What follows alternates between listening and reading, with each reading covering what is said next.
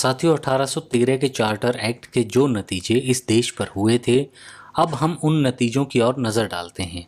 इस वीडियो से साबित हो जाएगा कि अपने इन प्रयत्नों में इंग्लिस्तान के व्यापारी शासकों को पूरी सफलता मिली थी। सर चार्ल्स ट्रेवेलियन ने सन 1834 में प्रकाशित किया कि सन 1816 में जितना सूती कपड़ा बंगाल से विदेशों में भेजा गया, उसका मूल्य 1,65,94,380 रुपये था। इसके बाद घटते घटते सन 1832 में केवल 8,22,891 रुपये का कपड़ा बंगाल से बाहर गया।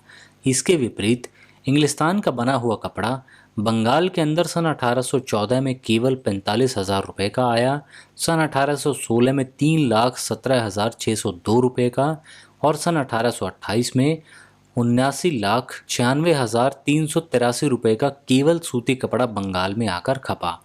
सन 1823 तक एक गज विदेशी सूत भी बंगाल के अंदर नहीं आता था, किंतु सन 1828 में करीब 80 लाख रुपए के कपड़े के अतिरिक्त 35,22,640 रुपए का सूत इंग्लिस्तान से बंगाल में आया था। सर चार्ल्स ट्रेवेलियन लिखता है कि सन 1833 तक 1 करोड़ रुपए साल का विलायत का बाजार और लगभग 80 लाख रुपए का स्वयं बंगाल का बाजार बंगाल के कपड़ा बुनने वालों के हाथों से छीना जा चुका था। सर चार्ल्स ने अत्यंत मर्मस्पर्शी शब्दों में कहा कि 1,80,00,000 रुपए सालाना की इस विशाल रकम को पैदा करने में जितने लोग लगे हुए थे, उनकी अब क्या हालत होगी। साथियों, गांठों के हिसाब से सन 1814 में कपड़े की 3,842 गांठें, सन 1824 में 1,878 और सन 1828 में केवल 433 गांठें हिंदुस्तान से इंग्लिस्तान भेजी गई। यदि थानों की संख्या को देखा जाए तो सन 1824 में कपड़े के 1,67,524 और सन 1829 में केवल 13,043 थान हिंदुस्तान से इंग्लिस्तान गए। इंग्लिस्तान के बने हुए कुल सूती माल का दाम जो सन 1814 में भारतवर्ष आया 16,15,315 रुपये था। सन 1828 में यह रकम बढ़कर 3,01,46,615 रुपये तक पहुंच गई। अर्थात 14 साल के अंदर हिंदुस्तान में आने वाले इंग्लिस्तान के सूती माल की कीमत लगभग 19 गुना बढ़ गई थी। ऊनी कपड़ा सन 1814 में इंग्लिस्तान से हिंदुस्तान केवल 6,70,680 रुपये का आया। उसी साल कुल माल, जिसमें कपड़ा, लोहा, तांबा, शराब, कागज़, कांच इत्यादि मिलाकर इंग्लिस्तान से हिंदुस्तान 6,14,87,475 रुपये का आया। सन 1830 में कुल माल इंग्लिस्तान से हिंदुस्तान 30,11,03,10 रुपये का आया, जिसमें से 2,13,88,770 रुपये का ऊनी माल और 13,10,43,240 रुपये का सूती माल था। साथियों, सन 1830-32 की पार्लियामेंट्री कमेटी के सामने जो गवाह पेश हुए थे, उन्होंने एक स्वर से बयान किया कि हिंदुस्तान में लंकाशायर के बने हुए कपड़ों की खपत में 15 साल के अंदर अपूर्व और आश्चर्यजनक वृद्धि हुई है। कपड़े का धंधा किसी भी देश के उद्योग धंधों में सदा सबसे अधिक महत्वपूर्ण होता है, इसलिए इस पर इतना जोर देना ज़रूरी है। किंतु जिस तरह कंपनी ने इस भारतीय धंधे को नष्ट किया, उसी तरह उस समय के दूसरे अनेक उद्योग धंधों के नाश का भी पता चलता है। आइए अब उन पर भी एक नज़र डाल लेते हैं। साथियों, भारतीय जहाज रानी को और विशेषकर माल लाने ले जाने वाले जहाज़ों की कारीगरी को किस तरह नष्ट किया गया, इस पर रोशनी डालते हुए एक लेखक W.S. लिंडसे लिखता है कि सन 1789 में पुर्तगालियों के पास कैंटन शहर में केवल 3 जहाज़ थे जो सब एशियाई व्यापार में पूरी तरह लगे हुए थे। इस व्यापार में लगे हुए जहाज़ों में से डच लोगों के पास 5, फ्रांसीसियों के पास 1, डेनमार्क वालों के पास 1, संयुक्त राष्ट्र अमेरिका के पास 15 और ब्रिटिश ईस्ट इंडिया कंपनी के पास 40 थे। उस समय केवल अंग्रेजी इलाके की भारतीय प्रजा के पास इतने जहाज़ थे जितने इन सब के पास मिलाकर। इसके अतिरिक्त एशिया की करीब करीब सारी जहाज़ी तिजारत हिंदुस्तान के बने जहाज़ों में होती थी। इन जहाज़ों के मालिक हिंदुस्तानी थे। ये जहाज़ भारत से चीन और मालाबार के किनारे से ईरान की खाड़ी और लाल सागर तक उतने ही चक्कर लगाते थे जितने की आशा अंतरीप के रास्ते यूरोप के जलमार्ग का पता लगाने से पहले।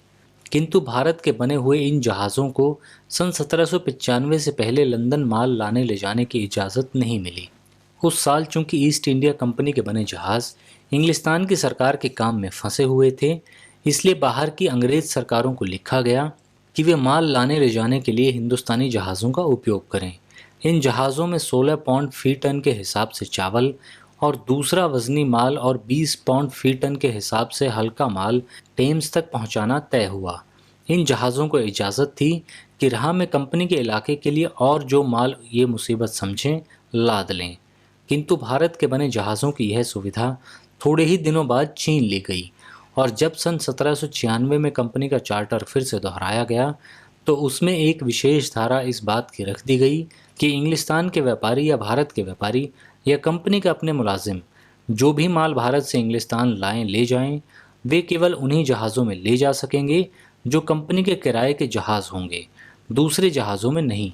लॉर्ड मेलविले ने मार्क्वेस हेस्टिंग्स की कंपनी के नाम 21 मार्च सन 1832 के एक पत्र में लिखा है कि इससे इनकार नहीं किया जा सकता कि 1796 का कानून कम से कम इस देश के जहाज साजी के कारीगरों के लिए संतोषप्रद साबित नहीं हुआ।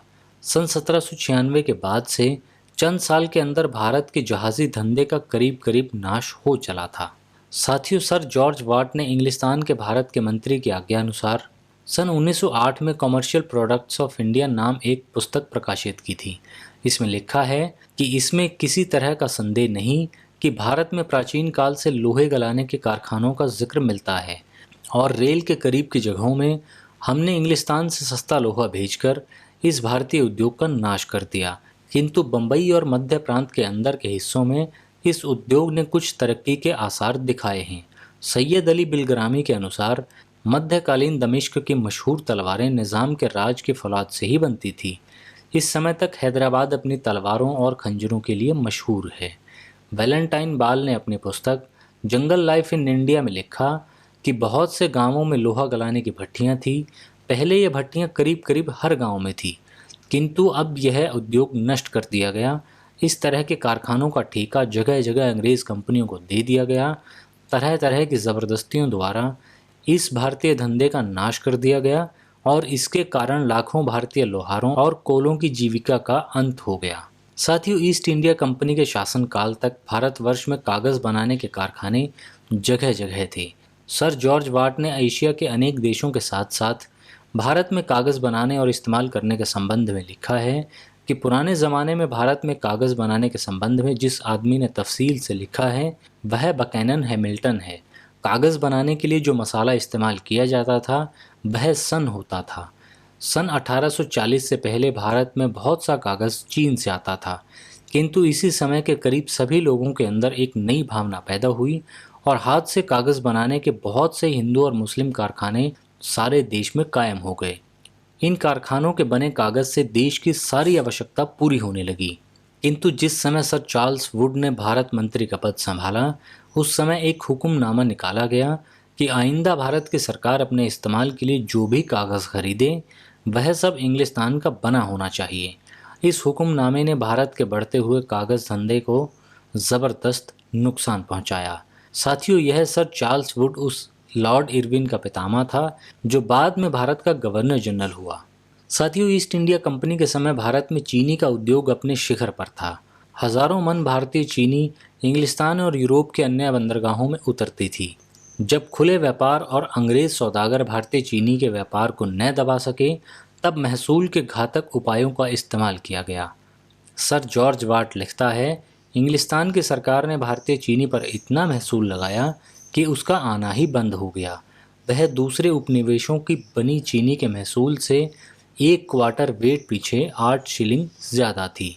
आगे चलकर वाट लिखता है कि इसमें कोई संदेह नहीं कि इस तरह भारतीय चीनी के उद्योग को भारी धक्का पहुंचाया गया और यदि भारत में इस कमी को पूरा करने के ज़बरदस्त साधन न होते तो यह चोट घातक साबित होती।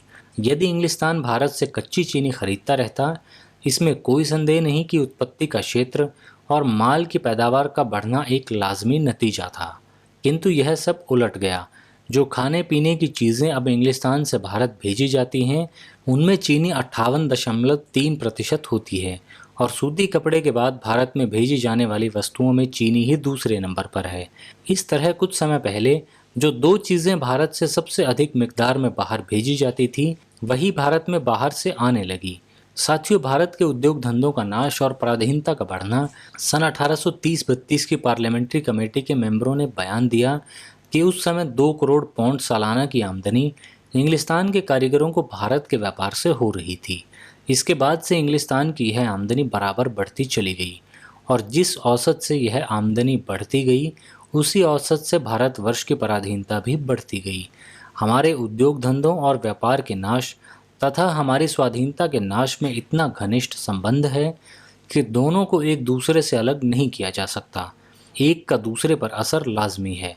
एक अंग्रेज लेखक ने सन 1885 में इस बात को यूं बयान किया है, मालूम होता है हम इस बात को पूरी तरह अनुभव नहीं करते कि यदि हिंदुस्तान हमारे हाथ से निकल गया तो निसंदेह एशिया के साथ हमारी सारी तिजारत का खात्मा हो जाएगा। किंतु यदि हम सोचें तो यह बात आसानी से समझ में आ सकती है।